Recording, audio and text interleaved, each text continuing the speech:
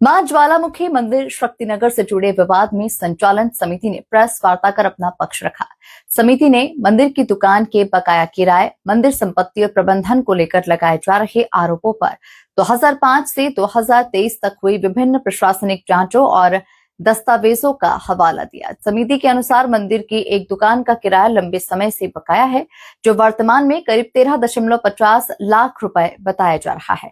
समिति ने प्राचीन पीपल वृक्ष, स्वयंभू शिवलिंग और मंदिर परिसर की व्यवस्थाओं से जुड़े विवाद का भी उल्लेख किया।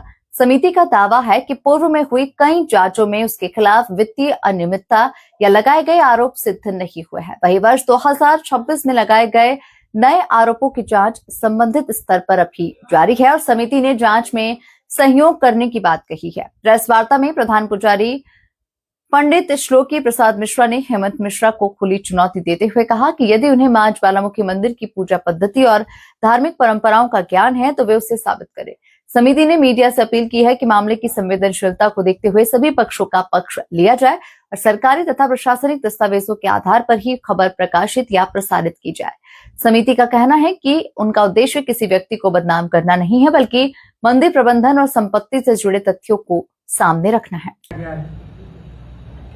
इस पर नोटरी कराई गई है। जब उनके बाबा 2013 में बेड पर चले गए, बेडसोल हो गया, मृत्यु और जीवन के विकास के बदले विनाश हो रहा है, इसलिए अगर किसी धोखे से अगर उनके पास कोई पावर ऑफ अटॉर्नी हो तो वह निरस्त किया जाए और मंदिर और पुजारी परिवार और प्रबंध समिति की रक्षा में यह कराया कि मैं राम लखन मिश्रा, अब मैं ज्वालामुखी मंदिर का प्रबंध पुजारी, प्रधान पुजारी था।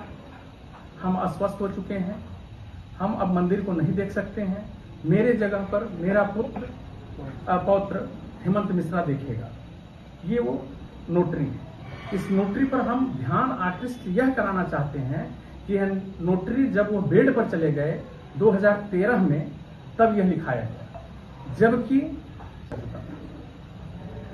यदि मंदिर प्रबंध समिति से 2008 में राम लखन मिश्रा को हटा दिया गया तो 2013 में वो पत्र लिख करके उनको प्राधिकृत पुजारी कैसे घोषित कर सकते हैं।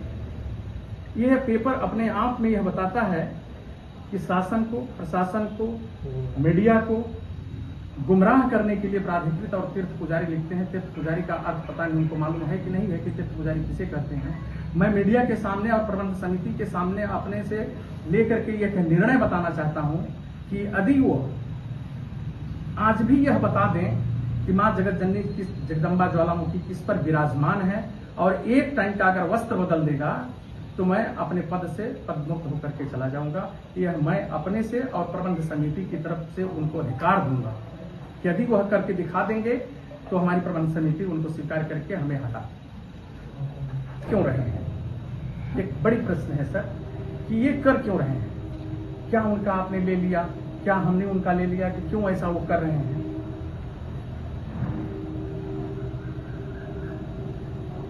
मैंने सर आपको कमेटी के बारे में दिखा दिया कि रजिस्टर्ड कमेटी हमारी है, 2028 तक उसकी वैधता है। उन्हीं के बाबा राम लखन मिश्र ने मेरे को प्रधान पुजारी नियुक्त किया स्मृति पत्र से।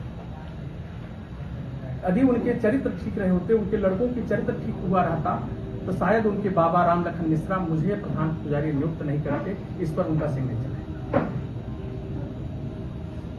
प्रधान पुजारी नियुक्त कमेटी फंड नहीं करती। वो जो हमारी बाइलाज होते हैं, उस बाइलाज में ये कहा जाता है कि जो अध्यक्ष होगा वही प्रधान पुजारी होगा। ये हमारे मंदिर का बाइलाज है और इस बाइलाज में नियमावली जो है, इसमें 12 में यह कहा गया कि राम लखन मिश्र के जगह पर, और राम लखन मिश्र खुद उनके बाबा, मैं अस्वस्थ और अपनी जगह पर प्रधान पुजारी नियुक्त श्लोकी प्रसाद मिश्र को करता हूं। ये मंदिर की बाइलाज है।